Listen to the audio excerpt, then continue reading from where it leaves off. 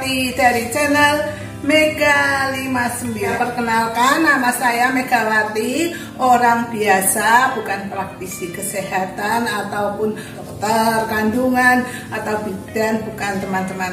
Aku adalah orang biasa. Aku di sini mau share pengalaman pribadi aku yang sudah punya anak 4.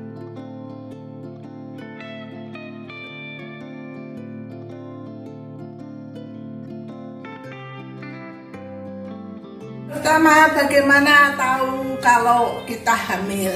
Orang-orang yang awam seperti saya, itu cara menghitungnya biasanya gini teman-teman. Misal bulan kemarin, tanggal 5 Mei ini dapat menstruasi. Harusnya tanggal 5 Juni, harusnya datang itu yang ditunggu-tunggu menstruasinya. Kok tidak datang? Tunggu lagi 1 minggu, kok tidak datang? Terus kita periksa teman-teman, biasanya di minggu kedua pergi ke poliklinik atau ke dokter kandungan atau ke bidan. Itu orang-orang dulu. Kalau orang sekarang bisa lebih dini mengetahuinya teman-teman. Bisa beli test pack di apotek yang harganya paling dari ribuan sampai puluhan ribu. Teman-teman tinggal lihat ada garis 2 enggak? Kalau sudah tahu positif teman-teman, saran saya itu teman-teman tetap harus periksa, baik yang menghendaki kehamilan atau tidak menghendaki kehamilan harus bertanggung jawab atas segala perbuatannya sehingga menjadikan ada janin di dalam perut teman-teman. Karena sesungguhnya begitu dia positif teman-teman, itu sudah ada kehidupan di dalam perut kita. Jadi yang mau pijet-pijet menggugurkan kandungan, itu baru berapa minggu atau berapa bulan itu belum jadi janin, itu suatu pembohongan teman-teman ya. Kalau yang takut dosa tidak berani.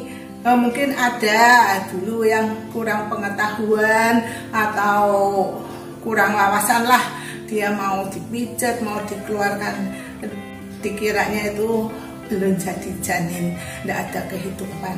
Itu suatu pembunuhan teman-teman ya. Kalau sekarang sudah tahu, jangan dilakukan. Kalau kebetulan kehamilan itu tidak dikehendaki teman-teman, kita tetap harus mengasihi dan bertanggung jawab.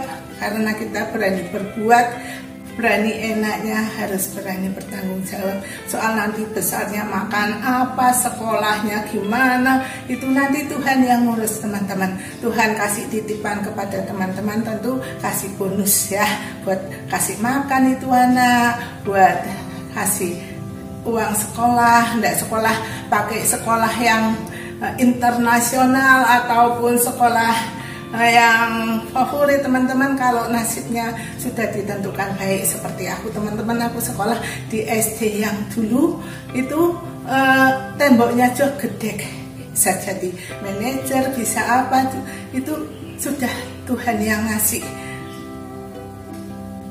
rezeki ya, kasih kemuliaan buat aku dan orang tua. Setelah kita tahu positif, teman-teman kita positif hamil, apa yang dapat kita kerjakan teman-teman? Biasanya kita pergi ke dokter atau ke bidan untuk memastikan apakah hasil tes pack kita itu betul.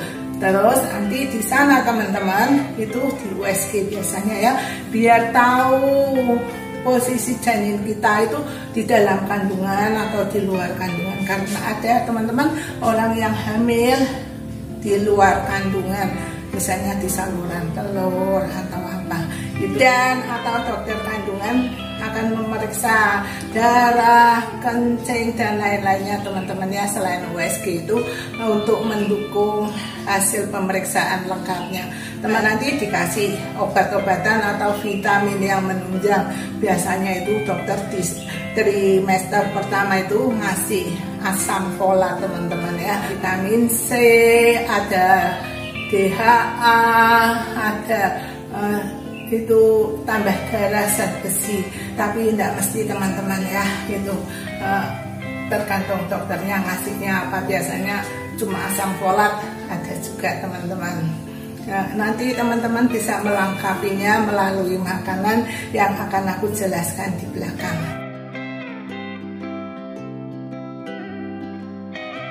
Terus problem yang kedua teman-teman, itu teman-teman mulai merasakan perubahan. Itu enggak sugesti dari hasil USG atau tes pack ya teman-teman ya. Bulan pertama mungkin belum terasa teman-teman ya, nanti di bulan kedua itu teman-teman mulai merasakan sini kencang-kencang dadanya, malah ada yang panas karena ada peregangan kulit di sini ya teman-teman ya, di tangan, di dada, di perut, di paha, di sini pantat kita juga, leher bisa juga teman-teman. Itu seringkali membawa rasa tidak nyaman, yaitu rasa panas dan gatal.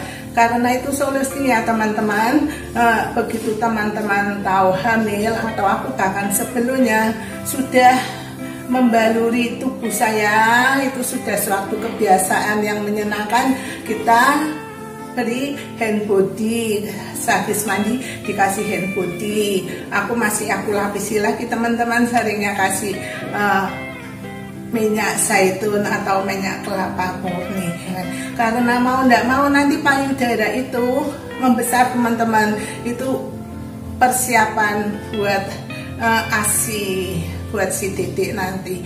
Juga naik perut pasti teman-teman ya, itu harus teman-teman baluri dengan minyak zaitun atau hand body atau baby oil juga boleh, apa yang teman-teman punya lah ya. Jangan dibiarkan kering teman-teman, itu nanti keluar garis-garis pecah putih, yang garis-garis pecah yang berwarna putih atau stretch mark, itu sulit hilangnya teman-teman. Jadi teman-teman merawat kehalusan kulit juga buat tubuh kita menjadi tetap indah seperti masih gadis. Berikutnya yaitu mulai terasa mual-mual. Teman-teman kalau mual-mual nggak usah panik, soalnya itu sesuatu hal yang biasa. Biar aku sampai punya anak 4 aku nggak merasakan mual-mual teman-teman. Tapi teman-teman aku ada yang sampai nggak bisa kerja ya, karena muntah terus, lemas, dia harus istirahat, tiduran, jadi itu mengganggu aktivitas teman-teman. Tapi tidak apa-apa teman-teman kalau mengalami itu, kalau tidak sampai mual-mual terus muntah-muntah sampai kekurangan cairan, itu perubahan hormonal biasa teman-teman. Masa itu nanti sebentar lagi lewat, tidak usah khawatir. Tapi kalau teman-teman sampai muntah-muntah sampai sini ya, kecut, pahit gitu ya, sampai tidak suka makan, tidak ada asupan nutrisi yang masuk, itu harus periksa dokter teman-teman, biar diatasi dokter ya. Karena kita harus memasukkan makanan nutrisi yang baik ke dalam perut kita, agar janin yang dititipkan Tuhan ini dapat berkembang dengan normal dan sehat teman-teman. Kalau teman-teman mau coba dilihat, biasanya orang yang sering muntah-muntah itu lidahnya putih teman-teman ya. Jadi kalau sikat gigi jangan lupa lidahnya dikerok. Itu di mall atau di toko-toko itu banyak yang jual pengerok lidah. Kalau tidak punya, pakai sendok teman-teman. Solusi biar tidak muntah teman-teman, juga bisa minum air hangat yang dicampur madu teman-teman. Itu disesuaikan aja madunya, yang tidak bikin teman-teman. Nah kalau manisan mungkin kebanyakan, itu saya jadikan mual ya dikurangi. Teman-teman sering minum itu aja, enggak apa-apa. Misalnya sehari 3 kali enggak apa-apa minum madu dikasih air hangat, biar perutnya itu tenang teman-teman. Tapi sungguh teman-teman ya, harus berusaha makan, jangan sampai dikalahkan oleh rasa mual loh teman-teman. Harus berjuang ya, itu ada titipan Tuhan yang begitu berharga yang harus dipertahankan. Berikutnya teman-teman, itu ada orang-orang yang rumahnya itu menjadi sensitif teman-teman ya, bau parfum aja dia mual, bau apa masakan yang dia suka aja seringkali bisa bikin mual. Nah itu teman-teman ya, tadi berhubungan dengan mual, teman-teman bisa yang ini menghindari hal-hal yang membuat teman-teman bertambah mual. Misalnya mual sama parfum ya jangan semprot parfum. Jangan sering-sering dekat-dekat dapur, kalau bau masakan aja bikin mual. Terus emosi teman-teman itu ada juga yang menjadi labil. Yang dulu sabar, suka senyum-senyum, sekarang jadi cerewet dan marah-marah. Itu kalau keluarganya tidak paham betul perkembangan yang luar biasa ini teman-teman, soalnya ya jarang juga sih orang begitu, itu bisa menjadikan masalah ya teman-teman.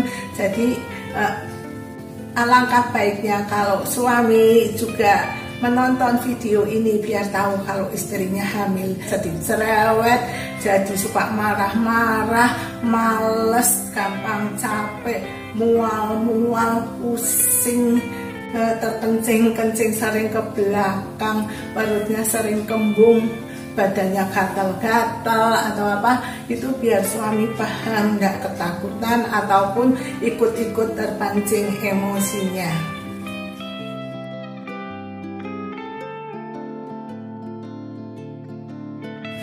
Biasanya teman-teman, dokter itu memberitahu kita apa yang boleh dilakukan, apa yang tidak boleh dilakukan.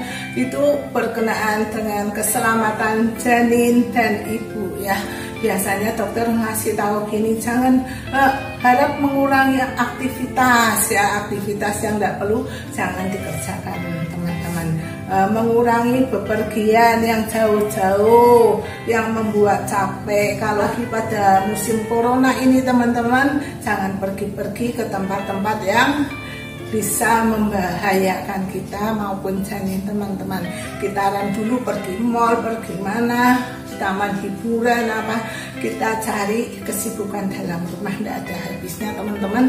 Kesibukan dalam rumah itu berbenah, ada apa, tapi hati-hati teman-teman ya, kalau bersih-bersih atau apa, jangan angkat-angkat yang berat-berat ya, bisa membuat ini kontraksi belum waktunya teman-teman, terus keguguran. Teman harus hati-hati, jangan berusaha mengambil barang yang di atas sambil jinjit-jinjit atau di luar kemampuan teman-teman. Itu juga bisa menyebabkan kontraksi yang menyebabkan keguguran janin teman-teman. Itu banyak teman-teman, aku ada yang mendorong terus pakai kaki aja sakit guguran teman-teman, juga mengambil barang males gitu ya, tidak mau bangun, dia nyaluk pakai ini tangannya, menjangkau pakai tangan sini, muntir gini aja bisa teman-teman. Tidak semua orang begitu, tapi kita harus hati-hati karena sudah tahu ada yang begitu itu menyebabkan keguguran. Harus merubah kebiasaan kita teman-teman ya.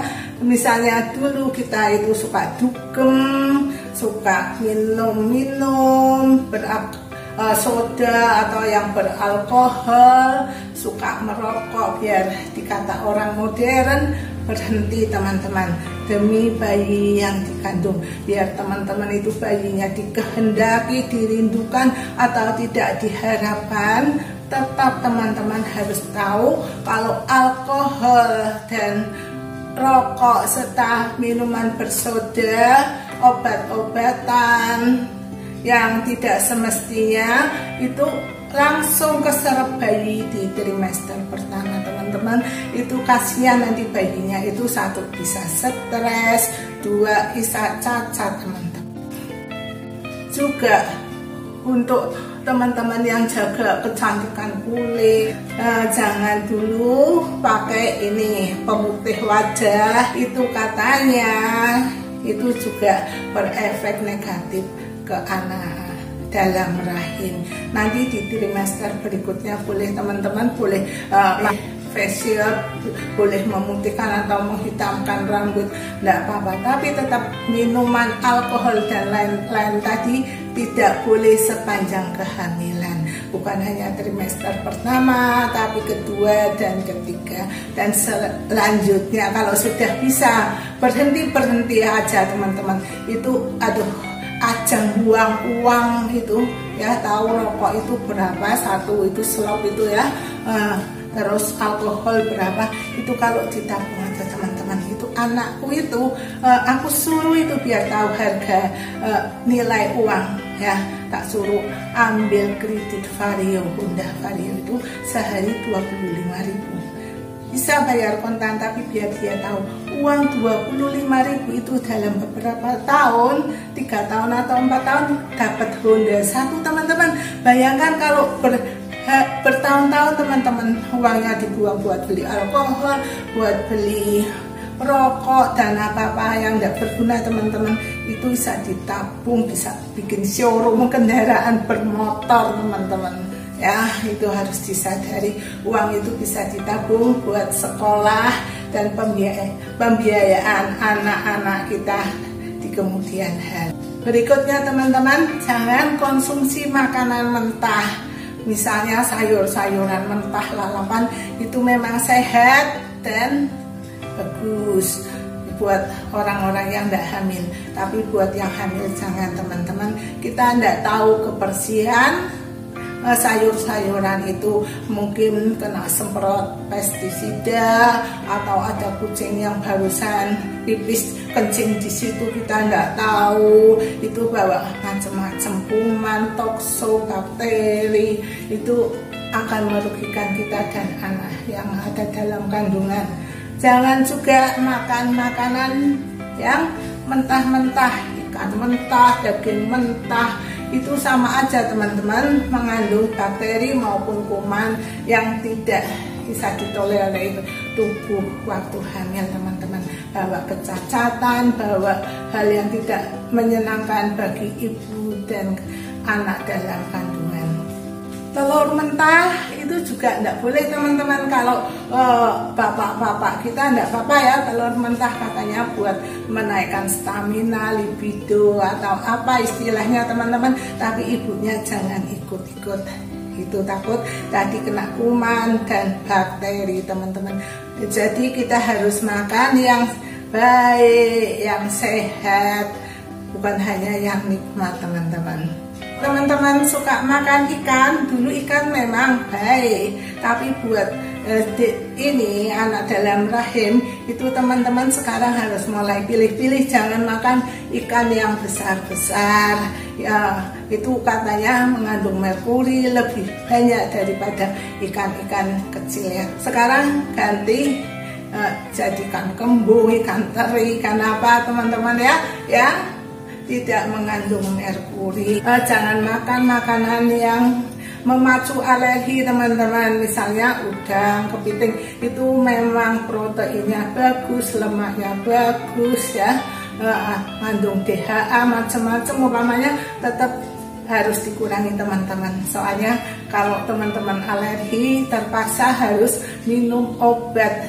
Terus menjaga kebersihan lebih lagi teman-teman dari yang kemarin-kemarin, karena sekarang teman-teman itu kalau bisa jangan sampai sakit, karena sakit mau tidak mau misalnya flu atau batuk aja yang ringan-ringan teman-teman itu nanti teman-teman minum obatnya keserap lagi di trimester pertama ini teman-teman, apalagi sampai infeksi bagian sini ya, ke organ keintiman, juga infeksi kandung kemih dan lain-lain, itu yang menyebabkan kita harus minum antibiotik.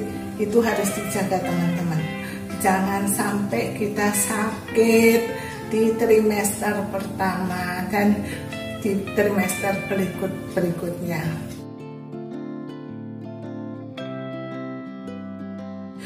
Terus makanan apa yang baik buat ibu hamil? Yaitu makanan-makanan yang sehat teman-teman, terutama yang mengandung folat, asam folat. Folat itu bahasa sananya itu artinya sayuran hijau teman-teman, bahasa aslinya. Jadi teman-teman bisa konsumsi sayuran hijau, apalagi orang-orang keturunan Tionghoa itu teman-teman, ini harusnya mulai sekarang makan makanan yang mengandung folat, yang soalnya mereka itu menurut tradisi setelah melahirkan itu tidak boleh makan makanan yang dingin sifatnya seperti bayam, daun katu atau apa itu, karena mereka itu makan obat-obatan Tionghoa, obat-obatan Cina yang mengandung arak yang sifatnya panas, jadi nanti bertentangan.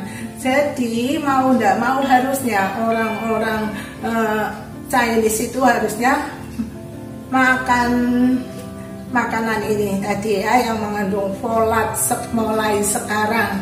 Karena untuk kalau orang dulu itu katanya biar besok minuman ini apa asinnya banyak, kita makan daun katu, makan bayam, makan brokoli, itu makanan yang banyak mengandung folat. Di buah-buahan juga ada itu asam folatnya teman-teman, pisang, apel itu banyak. Terus kacang-kacangan ya, kacang merah, kacang tanah itu banyak mengandung asam folat. Bukan itu saja teman-teman, itu yang aku sebutkan tadi bayam dan macam-macam itu juga mengandung zat besi yang dibutuhkan oleh ibu hamil agar tidak kekurangan darah.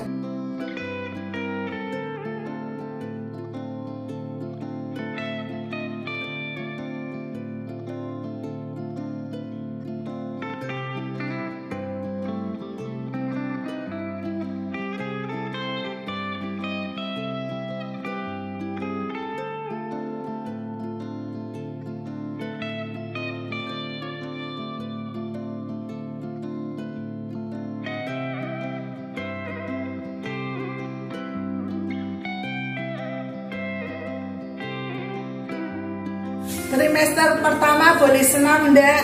Kalau tanya sama aku, boleh teman-teman, karena aku sendiri aku senam selama hamil.